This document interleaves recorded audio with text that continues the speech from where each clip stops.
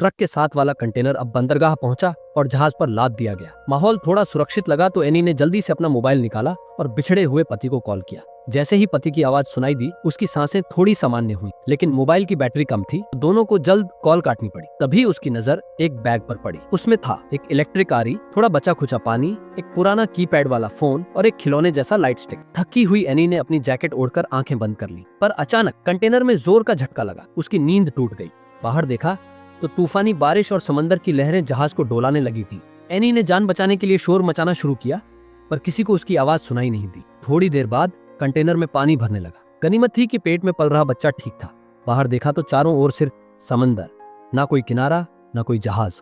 उसने फिर से कॉल करने की कोशिश की, लेकिन मोबाइल पानी में खराब हो चुका था। गुस्से में उसने मोबाइल फेंक दिया और कीपैड वाले फोन की ओर देखा, लेकिन वो लॉक था, पासवर्ड मांग रहा था। एनी का दिल बैठ गया। तभी उसने अपने पेट पर हाथ रखा और माँ होने की ताकत ने उसके हौसले को फिर से जगा दी। उसने कंटेनर में रखा पहला बॉक्स खोला, बस खाली टिफिन बॉक्स। दूसरा बॉक्स, कुछ जैकेट्स, चलो कम से कम ठंड से बचाव हुआ। तीसरा, एक बड़ी सी टीवी। चौथा, हेडफोन। पांचवा, शराब की बोतलें। उसने शराब से बुलेट होल को सील कर दिया। फिर उसे एक किताब मिली जिसमें उसका और पति का हनीमून फोटो एल्बम था। वो उसे देखकर रोने लगी। तभी बाहर से चीखों की आवाज आई। उसने झांक कर देखा, पास वाला कंटेनर डूब रहा था। उसमें उसका पति था। उसने फौरन अपनी सिम निकालकर कीपैड फोन में डाली और कॉल किया, पर किसी ने नहीं उठाया। उसे लगने लगा कि उसका पति अब इस दुनिया में नहीं है। दिल टूटने पर उसने खुद को खत्म करने की सोची। तभी पेट में जोर का दर्द उठा। बच्चा अब पैदा होने वाला। उसे खुद को मारने का ख्याल छोड़ना पड़ा। जैसे तैसे वो बच्चा लेकर लेट गई।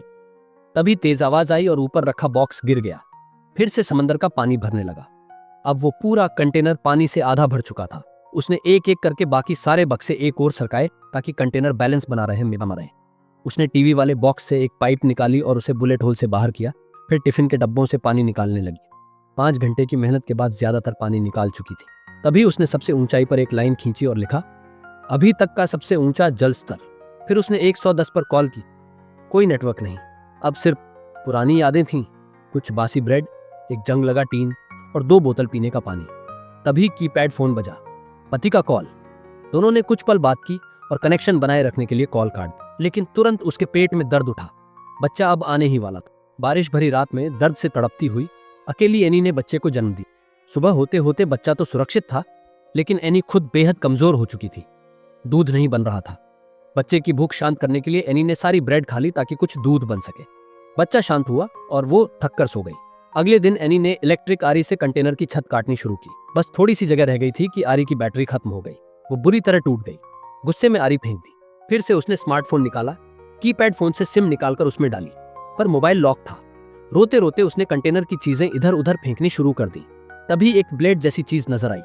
वो उसे लेकर फिर से छत काटने लगी। हाथों में छाले पड़ गए, खून बहने लगा, लेकिन उसका हौसला नहीं टूटा। भूख से बेहाल एनी को कुछ खाने को नहीं मिला तो उसने अपना ही टाइपान यानी बच्चेदानी का हिस्सा खा लिया। तभी उसे एक अजीब सी आवाज सुनाई दी। उसने झांका तो देखा एक गोल्ड फिश कंटेनर से टकरा गई है। उसने डंडा लेकर कंटेनर पीट दिया ताकि मछली दूर चली जाए, और मछली जैसे समझ गई हो, चली गई। वो मछली ही आगे चलकर उसकी जान बचाएगी। धूप 40 डिग्री की थी। कंटेनर भट्टी बना हुआ था। एनी पसीने से लथपथ थी। जंग लगी दीवार से पानी छाट रही थी। जंग ची बोतल में भर रही थी, लेकिन उल्टियां शुरू हो गई। रात को उसने सपना देखा, अपनी मरी हुई बेटी, अपने पति को।